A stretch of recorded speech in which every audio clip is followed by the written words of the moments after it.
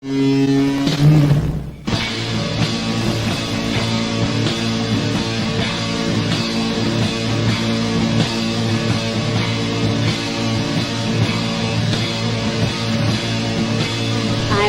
Morris with the NSA.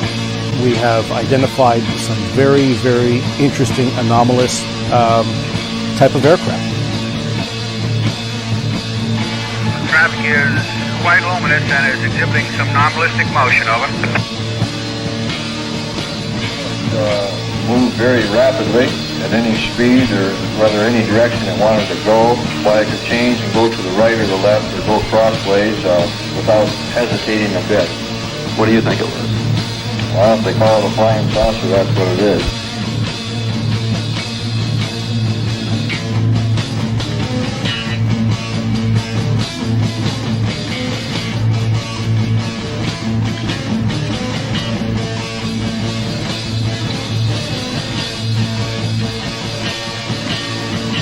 EWA 517, do you want to report a UFO? Over.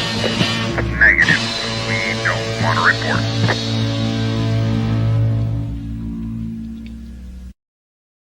Look, it wasn't my worst Wednesday night.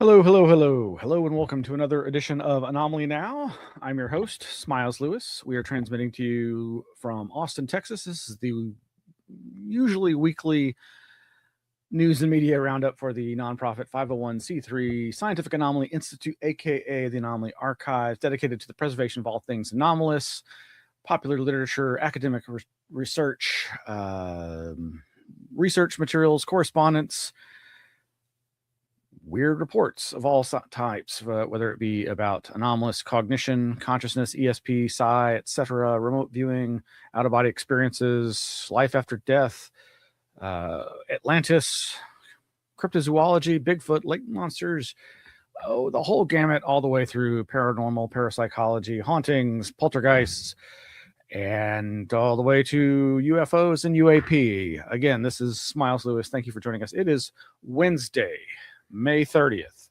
No, not 30th. Wednesday, May 20th, 2026. Thank you for joining us. So glad that you could be here. And well, let's just jump right in. We have a ton of news for you. And so of course, we really need your support. If you could donate to us, you can go to anomalyarchives.org and you can subscribe to the blog there for free. You can go to our patreon.com/anomalyarchives page. You can subscribe there for free. You can sign up for our mailing list for free. But we could really use your donations, and you can send those via check to our P.O. Box. The P.O. Box information is there, of course, on our website. And scrolling at the bottom of your screen right now, the ways that you can contact us, contact@anomalyarchives.org is the email. And of course, there's a phone number and there's a P.O. Box and all the ways that you can reach out and contact us. Think about doing one of those. Oh, also like and subscribe, hit the notification bell on this YouTube or whatever you're watching this on, if you're watching it. We also do an audio-only version of this. All the episode notes for each of these Anomaly Now shows are available at the anomalyarchives.org website. But really, you can also go to our, let's see, yeah, so here's the, there is the Patreon. You can go to our patreon.com page and subscribe. We've got upcoming events. Oh yes, coming up next Wednesday, May 27th, we will not be doing this show. Well, if I record a show next week, it'll be on a different day and time. Because normally this is usually Wednesdays at 7 p.m. Central Standard Time is when we air this show. But we're going to have our monthly Anomaly Academy lecture. This month is being presented by local paranormal enthusiast Megan Keith on altered states of consciousness using flickering light from the Paleolithic era, shamanic practices, countercultural substances to the modern state of neurological studies. That's going to be, again, presented by Megan Keith next Wednesday, May 27th for Anomaly Archives patrons. You can go find out more about that over at our Patreon page. And yeah, here is a placard for that. We hope that you'll consider joining at the Anomaly Academy tier so that you can get access to that. Who knows? Maybe we'll surprise folks and have that more widely available. Of course, you can also go over to our Flipboard. That's flipboard.com at Anomaly Archives. That's the @ symbol. Flipboard, BOARD.com/@ Anomaly Archives, and then click through and you can find just thousands upon thousands of news articles, some of which we'll be discussing today, right now, momentarily. So what do we have to talk about? Well, we always like to cover a wide variety of news, and there is some upcoming. What we got? Oh, right. Coming up, Summer Symposium 2026. That's right. The Center for the Impossible. That would be the AOTI Archives of the Impossible. They're at Rice University in Houston, Texas. They are presenting Breaking the Taboo, Reviving Academic UAP Abduction and Experiencer Research, free online-only event, Friday, July 10th, 2026, organized by Karen Austin, the director of the John Mack Institute. This link information is actually at johnemackinstitute.org. And you can register for free. Again, organized by Karen Austin, Michael Bolender, and Kimberly Ingalls. Excellent people to be organizing this event. I know I've spoken on this channel and this show so many times about the wonderful work being done by Jeffrey Kripal and others through the Rice University Archives of the Impossible. Coming up there, introduction and welcome from Jeff Kripal. Session 1, the experience and its integration, with an amazing lineup. Extraordinary Contact featuring Deborah Jordan Cobble. Of course, she was the main focus of Bud Hopkins' initial abduction books.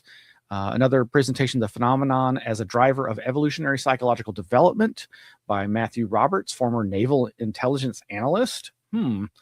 Helping experiencers through ontological shock with community, peer support, and compassionate care. Right on, by Andrea Odo, founder of the Anomalous Coalition, and Charles Holt, co-founder of Reddit Experiencers, the subreddit. Also, After the Phenomenon, Mental Health and Meaning Making, by Simon Bresler, who's a clinical director of the John Mack Institute. Session 2, Translating Experience into Knowledge, Foundations, Challenges, and Global Perspectives. Experiencer to Researcher, Examining the Evidence for Contact, presented by Karen Austin. And then Transformed into What? Measuring Identity and Action After Exceptional Experience, presented by Beth Glick, doctoral researcher at California Institute of Human Sciences. Oh, and Pan-African Ufology, Africa's Experience with Non-Human Intelligence, presented by Tim Morithi, professor of African Studies, University of Cape Town, South African representative to the International Coalition of Extraterrestrial Research, that's ICER. Session 3, Normative Questions, the Ethics of Contact, quote unquote, not without my consent, the human ethics view on the use of force by alien intelligence and encounters and with humans, presented by Michael Bolender, chair in global law and SETI policy at Durham University. Another presentation, The Limitations of Anthropocentric Ethics, Navigating Morality Amidst Epistemic Gaps, presented by, yes, Kimberly Ingalls. And then Response and Commentary, Brenda Densler, author of The Lure of the Edge. Right on. Fine, fantastic. Got to go check that out. Free online event, folks. Can't beat that. There's a bunch of other great stuff going on. We've got over at the show notes page, we've got links to the Society for Scientific Exploration. That's the SSE. They've been doing a series of Maverick talks that you can find out more about. Coming up in June, next month, SSE, Society for Scientific Exploration, are doing their 2026 conference, and you can find out more about that. And the SCU, the Scientific Coalition for UAP Studies, that our good friend Robert Powell and others organize, they are putting on their big conference, and you can now see a full speaker lineup by clicking through the links there. Other recent events that you should probably check out, we've got links to the Disclosure Foundation's UAP Innovation Policy and the Future of National Security, presented at the, whoa, creepy, Yale UFO Society. Yes, we've talked about them before, using their alien gray head with the skull and crossbones image as their logo. And again, mentioning Kimberly Ingalls, she recently presented part of the UAP Studies Seminar Series, Resisting Narrative Flattening, Epistemic Justice for Experiencer Testimony. And then other recent events that have come and gone, but I hope they were well attended. The Swamp Gas UFO Conference for 2026, and From Mystery to Method, the SUAPS, that's the Society for UAP Studies, MOOC Seminar Series. So check that out. Yeah, coming up, we've got, did I mention? Yes, The Archivist. There's this new trailer out for a documentary called The Archivist. And it's not really paranormal related, but it's basically Weird Walk presents. It's basically about an individual who was recording through video and audio interviews and just documenting this local village, this local town's culture and their cultural events and the fun, strange, outsider art kind of approach to their fun and shenanigans. And so he's not the person that it's about is not technically an archivist, but he has been made to become so because he's been documenting all this material. So I think you'll get a kick out of it. You should go check out that trailer. It's about 2 minutes long, so not that long, and I'd play it, but we got lots to get through right now. So of course, there's still the big news about all the hubbub about the president putting out the UFO documents, quote unquote, disclosure. I think I've already said, maybe I didn't a week or two ago or whenever I did the last show, there's really not that much to be excited about here. In some ways it is a big deal, but in most ways, as far as I'm concerned, it is not a big deal. But this is being touted as Pursue for Presidential Unsealing and Reporting System for UAP Encounters. Again, you can go to our anomalyarchives.org page for the Pursue online database, which is hosted by, sadly, the Department of War. That's war.gov/UFO. That's just my opinion. There's a lot of good links there that you can find to information and reporting on this, but I don't really have much to say about that. I do want to, let me jump back. Gosh. And do the obligatory warning. Yeah, if you or anyone you know are suffering from suicidal ideation or depression, please get some help and go to various online resources. Contact the Suicide and Crisis Lifeline. You can call the phone number 988 for help.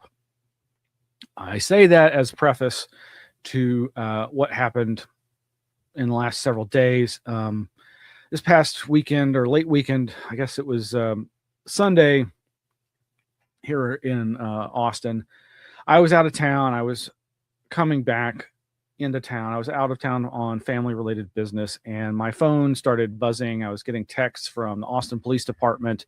Then my wife called to give me a heads up about what that was about. She didn't really have any details at the time. There was basically text from APD saying, go to social media for details, but basically lock down, shelter in place.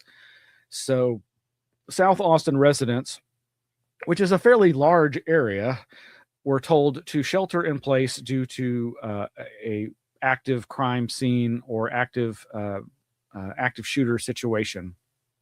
And as many people already know, because it's been reported on in the national media, there were a series of random shootings that started Saturday, but which ramped up dramatically Sunday, and which resulted in a massive manhunt for the individual or individuals responsible. All three were captured without incident. Several people were injured. I don't think anybody had life-threatening injuries, but it turns out the three individuals are minors, 17 and younger, I believe. and they had been seemingly targeting local fire stations, but also just randomly shooting with stolen guns from stolen vehicles. There's obviously a lot more to this story that has yet to be reported, but the chase ended, I think, in Manor, a small town just east of Austin, and where the three individuals, I think, were hiding inside of a local's barn. And what to say about this? It then likely, I don't want to. You can never draw these connections definitively, but as somebody who studied the copycat effect, I was immediately taken by the fact that the very next day there was this San Diego mosque shooting with, again, multiple teenagers. And in both cases, their mothers spoke out, and in at least the case of the mosque, had notified law enforcement that their weapons were missing, and that their child had been expressing suicidal ideation. I believe one of the children of the Austin shooters had similarly spoken publicly after the fact that her son needed some kind of intervention. With the Austin situation, it's very complicated in so much as, or it's there's some very strange things that have been happening locally with regard to a local gun store owner and his gun store. And I'm not making this political. This is a local individual named, I believe, what is it? Michael Cargill. Yeah. Michael Cargill runs a store called Central Texas Gun Works. He's often been in the news for various reasons, but in the last 6 months, I think he and his employees have been in the news at least 3 times. Of course, none of this is parapolitical per se. None of this is paranormal or anomalous per se. Sadly, gun violence in this country is not anomalous. All this is to say, I've spoken out publicly before about the fact that I'm a survivor of a mass shooting in 1979 at the San Antonio Fiesta Parade sniper incident. And of course, our country has just gotten worse in this regard ever since. And it just feels like these two events, a lot of the reporting is focusing on the use of license plate readers to catch the individuals. Obviously, there are a lot of controversial cameras being deployed across the country and getting a lot of pushback from people. Here in Austin, there's been pushback from locals to remove them or cease the contracts with some of these surveillance cameras that use license plate reading technology. All of this is just to say, please be careful and try to help people who are in psychological mental distress, so that we don't get to this kind of a situation. But it just seems very strange that these things are ramping up and that there perhaps is a change, a mutation in the copycat effect that's creating a much stronger crossover with hate crimes and rage shootings and just random acts of violence by teenagers whose brains have not fully developed yet. Maybe there's much more going on here than that. Maybe there's something truly strange, but I don't know. I just felt obligated to talk about that. All right, back to what I was trying to say. So yes, the president has, of course, been touting his revelations with the UFO, UAP materials. And of course, a lot of people have very politicized views about this, understandably, given the controversial nature of our current president. This metro.co.uk article titled "Donald Trump Walks with Alien and Blows Up Targets from Space in Bizarre Posts" is obviously an example of this. The president has, of course, been no stranger to posting strange things on Truth Social and his social media network, as if that's, an office at the White House or something. I do want to say, one of the images he posted, which you can see here, it's an AI generated image. All these images are AI generated, is a very realistic looking but fanciful image of him walking next to a captured humanoid alien, a big gray alien with big black slanted eyes, who is in chains. And I gotta say, and this is just me personally speaking, this image to me strikes me as being very provocative.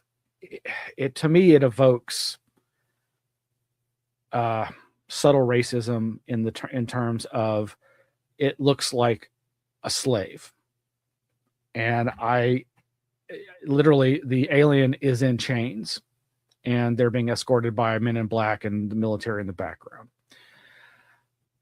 This is the kind of junk we're dealing with.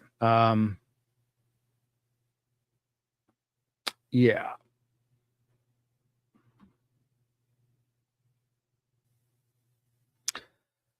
Right. So in the show notes, I've got a cropped version of that image. I mean, that alien looks like a badass. Aside from being in chains. Meanwhile, this is such a politicized situation. Over at theguardian.com, we have this opinion piece. The release of the UFO files won't satisfy conspiracy theorists, but it certainly serves Trump's agenda. If there's no proof of aliens, the president can blame the deep state. If there's proof, he's a hero. Either way, it helps his popularity. I'm not saying either way. I'm just pointing out that obviously, as a very controversial political figure, anything and everything he does is also very controversial. Kind of a random aside here, and I'm not going to dwell on any of this, but there's this other headline. What is this from? It's a YouTube. Trump threatens to stop endorsing Colorado Representative Lauren Boebert. I don't know what the reason for that is, but it just struck me as, oh yeah, remember back in October of last year, on our October 15th, 2025 episode of Anomaly-NOW, we reported on Rep. Lauren Boebert's re-election campaign that was asking, are aliens real? And we played video. Lauren Boebert's re-election campaign advocates for answers about aliens. So I bring that up just to give an example of where the president's support of any particular person, and as we've pointed out and others have as well, the majority of the quote-unquote bipartisan UFO caucus, UAP caucus, the people in Washington who are advocating for UFO-related disclosure are majority right-leaning conservative Republicans. And Boebert would be one of those. All of them staunch supporters of the president. But as has been shown, when the president feels you've fallen out of favor or betrayed him or his administration, you become on the outs. And Boebert seems to have crossed some line in that regard, despite being a member, so to speak, of this UFO UAP caucus in Washington, for whatever that's worth. Some other UFO news, lots of headlines. Over at sentinel-news.org, France's National Assembly to host UAP conference, one of the oldest countries to have a public official UAP investigation group, GEIPAN, that's GEIPAN, will be hosting the conference, which will be exploring the topic of UAP, quote, beyond the realm of fantasy, unquote. This is written by Baptiste Friscore over at sentinel-news.org. It says, in an intriguing Facebook post, Arnaud St. Martin, MP, announced that he will organize the conference on June 29, 2026, in the largest hall of the National Assembly, which seats 250 people, with the support of the Space Studies National Center, CNES GEIPAN. He will be joined by Pierre Henriet, MP and Vice President of the Parliamentary Office for the Evaluation of Scientific and Technological Choices. That's OPECST. The OPEXT is, quote, a joint advisory body to the National Assembly and the Senate, comprising 18 members of the National Assembly and 18 senators. Its remit, as set out in the law, is to, quote, inform Parliament of the implications of scientific and technological choices with a view in particular to informing its decisions, unquote. It thus provides Parliament with the expertise needed to inform long-term policy decisions.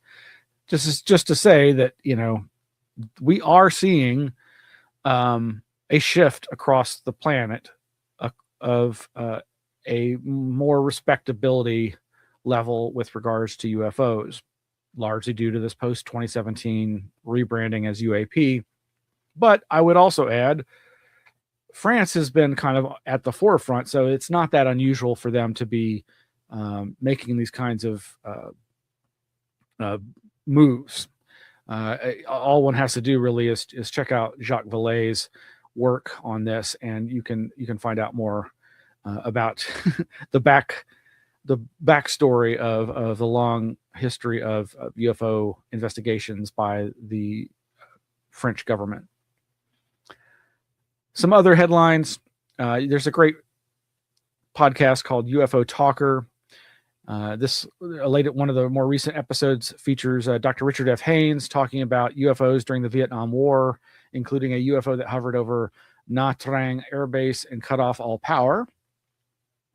And wonderful friend of the show, Massimo Teodrani, has uploaded to, where is that? Where did he upload that to? It's a PDF that you can download for free from researchgate.net. And that is The Physics of the Impossible, Possible, 6 Theoretical Physics Models for Anomalous Aerial Phenomena, including wormholes, brains, plasma, and beyond. Now, as he stresses, this is not a UFO book. However, much of the technology and phenomena that he's addressing has relevance, obviously, to aspects of the UFO phenomenon. Massimo is somebody I really hope that we can present for one of our monthly Anomaly Academy lectures, and I highly recommend you check out his material, his work. Now, shifting, actually, before we go to that, I was going to mention these other things. House Republicans request UFO talk from private contractor. That's from The Hill, thehill.com. And of course, this is also in conjunction with News Nation, a quote unquote mainstream news outlet that seems to be peculiarly focused on UFOs. The article starts by saying, as lawmakers continue to pursue transparency regarding alleged secret UFO programs operated by the Pentagon, one Republican is now pursuing private contractors. Rep. Eric Burleson, Republican of Missouri, announced Friday on social platform X that he sent a letter to MIT Lincoln Labs regarding a, quote, flying saucer talk from 1952. I sent a letter to MIT Lincoln Labs asking for a classified 1952 briefing video referenced as a flying saucer talk. Their attorneys wrote back fast, he wrote. They'll comply within 30 days. Congressional letters carry weight. We are going to keep sending them.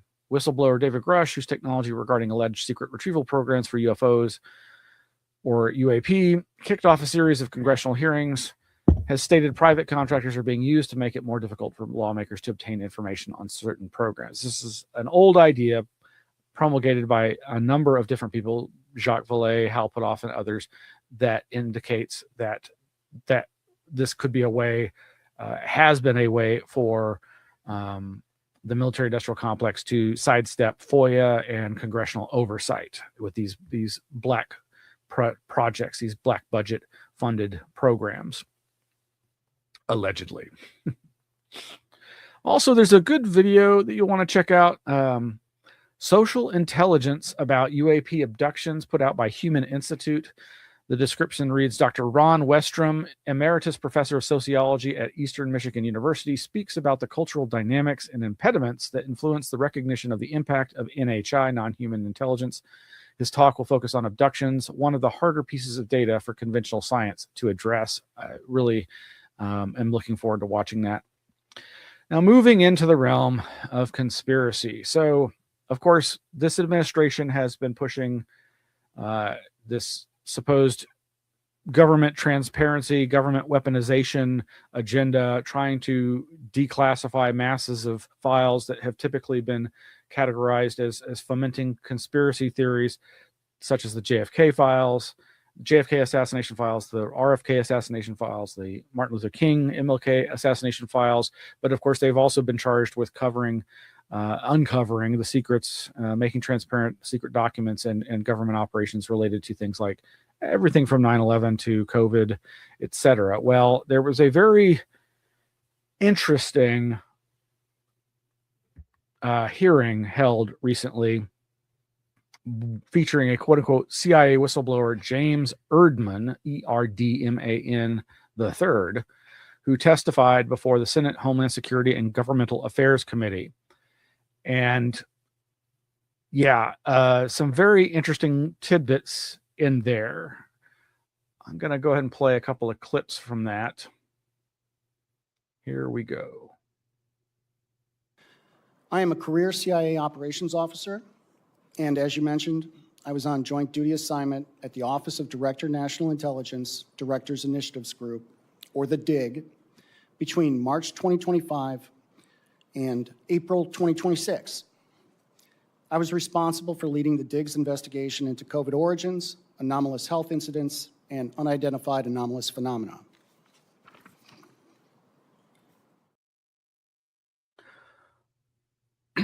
COVID origins, AHI, anomalous health incidents, and unidentified anomalous phenomena, UAP. That's pretty wild. Again, we've already been hearing that this panel, this investigation group, has been digging into all of this. But it was still, again, this particular presentation was titled CIA Whistleblower Alleges Federal Cover-Up of COVID-19 Origins. And I'm not here to address that. You can listen to his testimony and do your research and come to your own conclusion. But I was not expecting to hear reference to AHI, anomalous health incidents, nor unidentified anomalous phenomena. So it just, again, it just seems very odd to me when these things get all lumped together. I mean, obviously, anything can be covered up and manipulated, and these happen to be three things that he says he was tasked with looking into. If you're not familiar with AHI, anomalous health incidents, this has become just like UAP replaced UFO. AHI has kind of replaced what was previously and still to some degree described as Havana syndrome, these alleged attacks on various diplomats and their family members, American government staff members, and others by possibly acoustic, psychotronic, electromagnetic weaponry that has caused them extraordinary health issues. But that is a whole other area, but it dovetails with UFO UAP research, particularly because of the claims of researchers like Gary Nolan and who's the other person I'm thinking of? Well, I'm drawing a blank. There's another famous friend of Jacques Vallée's who has also reported similar overlap of health effects. Anyway, you can watch the entire video of this gentleman, this alleged CIA whistleblower being interviewed by the panel. But he made another significant claim that is worth noting, and I wanted to play this video here.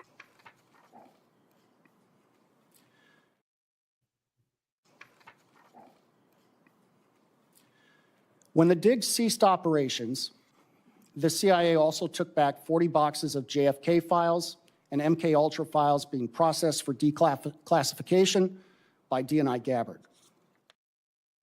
Now, that is just a brief aside, but it created a little bit of a stir in so much as Rep. Anna Luna, one of the UAP caucus members and one of the leading drivers of the UFO UAP disclosure movement on the part of these right-leaning Congress people. She has threatened to subpoena CIA over MK Ultra files. Now, she went on, I guess, News Nation and made this claim about what this supposed CIA whistleblower has said. And it's kind of just a weird one-off too, just with regard to this. First of all, obviously, with all of these big information dumps, JFK files, etc., or with like the Epstein files, there have been these massive dumps of data. However, it's often done in a very haphazard, to say the least, manner. And as several people have pointed out, several reputable news outlets have reported, with the Epstein files particularly, it's estimated that only 3% of the data has actually been released. So there's still the majority of data has still not been released. Well, obviously that's likely the case with the release of the UFO files, JFK files. And in fact, again, the current president has for some time advocated for the release of the JFK files, as have so many for so long. But there's always pushback from the intelligence community saying, there's reasons for us to not release certain things. One would think they could redact the most sensitive information, which is usually what they've done under the situations dealing with FOIA, etc. But so it's not that strange for there to be held back documents. Now, it's my understanding that hierarchy-wise, Tulsi Gabbard, controversial though she is the top of the chain, and that the CIA should not be able to just come and grab boxes of documents the way as has been alleged here. The other thing I just want to say was with the MK Ultra files, it's always been the understanding of the majority of researchers that those documents, the vast majority of them, are already out there and have been released. And there's a lot of them. However, it's always been known that Jesse Helms, I believe, who was then CIA director, shredded and burned, destroyed a large tranche of them. And it's been assumed that those were some of the ones that he got rid of were the worst evidence of chicanery, shenanigans on the part of the CIA as part of the various MK Ultra and its many sub-programs, including presumably the most heinous involuntary experiments on children, etc. So there are supposed missing MK Ultra related documents. However, it's always been believed that they weren't actually physically in existence anymore. So that is very interesting because, of course, it would be fascinating to see what was destroyed, and it would probably cause quite a stir. Where is the other? So meanwhile, there have been contradictions to this claim of this supposed whistleblower. Newsweek.com reports DNI denies CIA raided Tulsi Gabbard's office. What we know. And this is very brief, but it reads, a spokesperson for the Director of National Intelligence is denying claims that the CIA raided DNI Director Tulsi Gabbard's office to seize dozens of boxes containing files related to the MK Ultra program and assassination of President John F. Kennedy. Olivia Coleman, press secretary for the Office of the Director of National Intelligence, ODNI, referenced a since deleted post by Fox News host Jesse Waters on X late Wednesday regarding the alleged raid. Quote, "This is false. The CIA did not raid the DNI's office," unquote, Coleman wrote. About an hour earlier, Republican Representative Anomaly-NOW of Florida clarified that the CIA took documents, quote, that ODNI has jurisdiction over during the purported incident. Quote, Also, this did not happen today and was not a raid. However, it did take place and we are just being made aware of it based on reporting, etc., unquote, Luna wrote on X late Wednesday. The lawmaker previously told News Nation that she was notified that the CIA, quote, took documents out of ODNI, multiple boxes pertaining to the JFK files as well as MKUltra, unquote. Luna told the outlet that the alleged incident was troubling because of an executive order from President Donald Trump directing the declassification of all files related to JFK and MKUltra, the CIA's Cold War era mind control experiment. Newsweek contacted Luna's office and ODNI for comment via email and the CIA by website forum outside normal business hours. On X, Luna shared a letter addressed to CIA Director John Ratcliffe, asking him to preserve all existing and future records and materials related to the subjects. She referenced testimony to the Homeland Security and Government Affairs Committee that alleged the CIA had taken 40 boxes that were being processed for declassification from Gabbard's office. The CIA, which is under the oversight of ODNI, has not commented on the allegations. Quote, these are allegedly those documents that apparently never existed, unquote, Luna told News Nation. She later clarified her remarks on X, writing that the CIA, quote, took documents that ODNI has jurisdiction over. Also, this did not happen today and was not a raid. However, it did take place and we were just being made aware of it. Yes, she already said that. And of course, what sparked Luna's allegations was this alleged whistleblower, James Erdman. A CIA spokesperson commented on the hearing on X, writing on Wednesday, quote, the committee acted in bad faith by subpoenaing an agency officer for testimony today without notifying CIA, despite having already obtained closed-door testimony from the individual previously. The witness testifying today is not appearing as a whistleblower in pursuit of the truth, but instead in response to the subpoena issued by Chairman Paul. That would be Rand Paul, I believe. Quote, this proceeding amounts to nothing more than dishonest political theater masquerading as a congressional hearing, as the CIA has already assessed COVID-19 most likely originated from a lab leak, and efforts to undermine that conclusion are disingenuous. Anyway, there's more there. They do address the separate issues regarding the JFK files and the MKUltra files. Interestingly, the final sentence of this in addressing the MKUltra file says, quote, it is not a quote, I'm quoting the article. In December 2024, the National Security Archive and ProQuest declassified about 1,200 documents pertaining to the program detailing the CIA's experiments with drugs, hypnosis, and other mind control techniques during the era.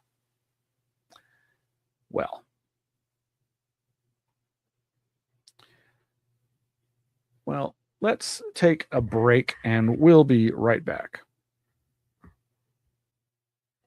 Okay, just briefly keeping with Representative Congresswoman Luna. Interestingly, the Soul Foundation recently put out a video where they interviewed Congresswoman Luna and Dr. Avi Loeb on breaking UAP disclosure news. Haven't had the chance to watch this, but I'm a little surprised at seeing Soul Foundation interview these two people. Not that there's anything wrong with that, but there you go. All right. What next? Well, I was going to make my way to, yes. Where is that? Yes. Paranormal news, paranormal and parapsychological news.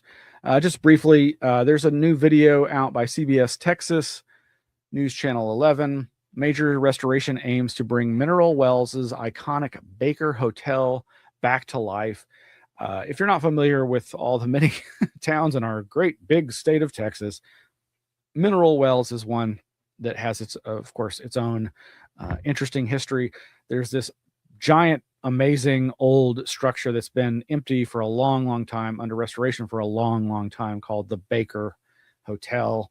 And there's a big soiree happening soon to, I guess, promote and probably get some money and funding to continue their restoration of this hotel. But as you might expect, it has its own history of being haunted. So there's a number of links out there about the various haunting stories related to the Mineral Wells iconic Baker Hotel. You'll want to go check those out. But this video itself is fun. It's about 4 or 5 minutes long, just as an introduction to the Baker in its current state. But you might find that interesting. Meanwhile, we have the headline. It's actually over at the spr.ac.uk website. Our good friend David Metcalf has written a review of the book Paranormal Media Beyond Hauntology by Jason Lee. He starts his review by saying, in 2019, 2 books were published that mark clear trends in the future of anomaly studies, or perhaps more accurately, signaled where things were at and where they are going. The 2 books were The Flip, Epiphanies of Mind and the Future of Knowledge by Jeff Kripal, 2019, and American Cosmic UFOs, Religion, and Technology by Pasolka, 2019. Both highlight a pivot from the standard academic practice of utilizing the outre as the foil against which to frame abstract theory or a subject to be used as a marketable frame to introduce academic discussions that have nothing to do with the anomalous. What distinguishes these works is not advocacy for paranormal claims, but a refusal to reduce the anomalous reports in advance to pathology, symbolism, or media effect. And he jumps forward to talking about this book, Jason Lee's new short book, 87 pages, including references and index, Paranormal Media Beyond Hauntology, represents a throwback to the kind of material and framework that was allowed for the paranormal to exist as a matter exclusive of any attempt to actually deal with the fact that surveys on belief are quite different from reported experiences of individuals. Belief can be mediated as can perceived interpretation of an experience, but serious scholarship can no longer dismiss such reports solely as mediated misperception without engaging the growing interdisciplinary literature surrounding anomalous experience. Pretty deep dive review there, much more to read and process. But David is going to be one of our presenters for upcoming Anomaly Academy lecture. I believe that's coming up next month in June, and promises to be a really fascinating discussion by a very amazing intellect, David Metcalf. Meanwhile, over at vice.com, this is a weird one, folks. New theory suggests that alternate universe versions of you are determining your fate. The observer effect has been twisted into a human-centered myth, according to one physicist who says reality changes through interactions. What if you aren't actually in control of your own destiny? What if another version of you from some parallel universe is steering the wheel of your life? Or what if an infinite number of alternate yous are all tugging at the controls simultaneously? That's essentially the argument physicist Vlatko Vedral laid out recently in Popular Mechanics, using quantum physics to dismantle the idea that human consciousness magically creates reality. First, let's start by defining the observer effect, because it's the widely accepted idea that Vedral is smashing apart. The observer effect is the idea that simply observing or measuring something inevitably alters it. One classic example is a tire pressure gauge. By checking tire pressure, you're allowing a small amount of air to escape. Thus, by merely observing and measuring, you have altered the subject. A physicist says quantum physics may be stranger than the observer effect. According to Vedral, the observer effect has been badly mangled by decades of internet philosophy and stoner dorm room interpretations of quantum mechanics. The simplified version says that particles exist in multiple states until someone observes them, causing reality to, quote unquote, collapse into a single outcome. The idea became so popular and widely accepted, largely for the wrong reasons, that it even trickled down into New Age spirituality, where people tried to manifest wealth with positive vibes, assuming that they can pull the strings of the universe with their mere acknowledgement of said strings. The observer effect is a very human-centric concept that may even seem a bit arrogant. Yeah.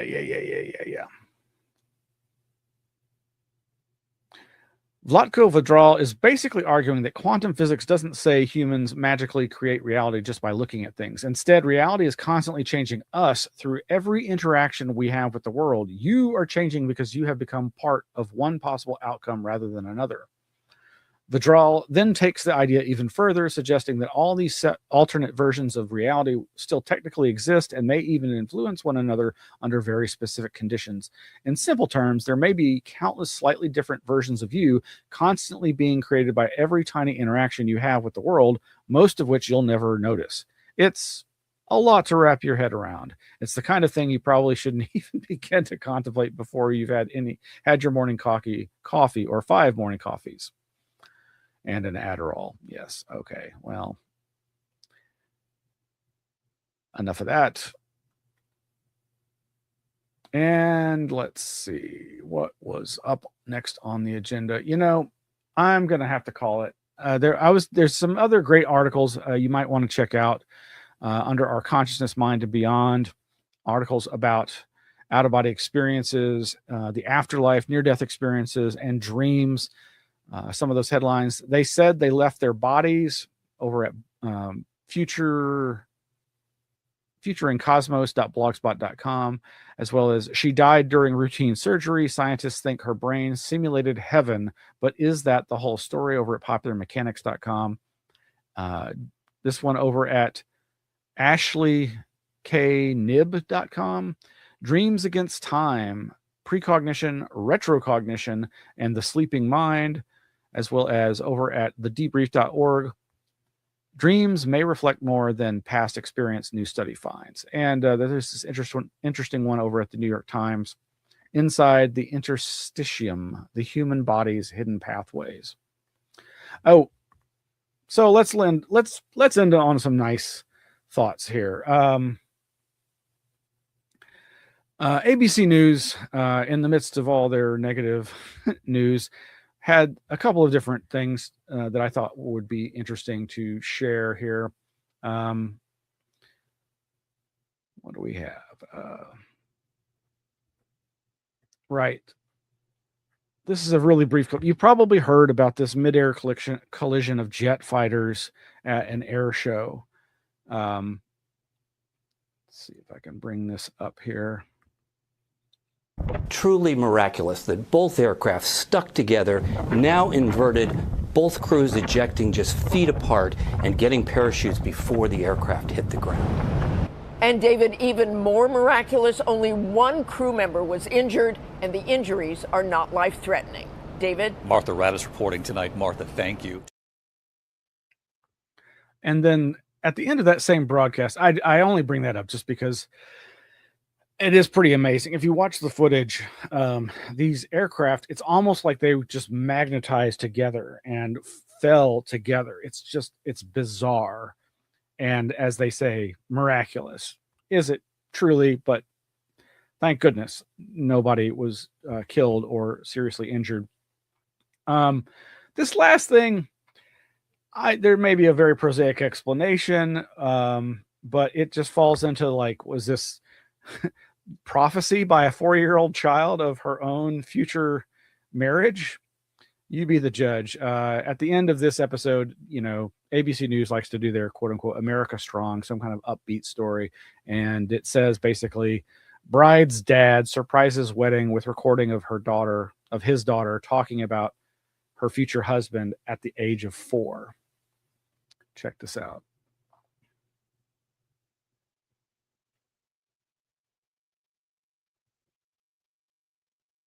Her friends, Gracie, Rachel, Kylie, Sarah, all of whom are still her friends, and they were all there. And then Dad asks her about the groom. With the camera panning over to her new husband, Max, just listen to what she says when Dad asks that 4-year-old for a name.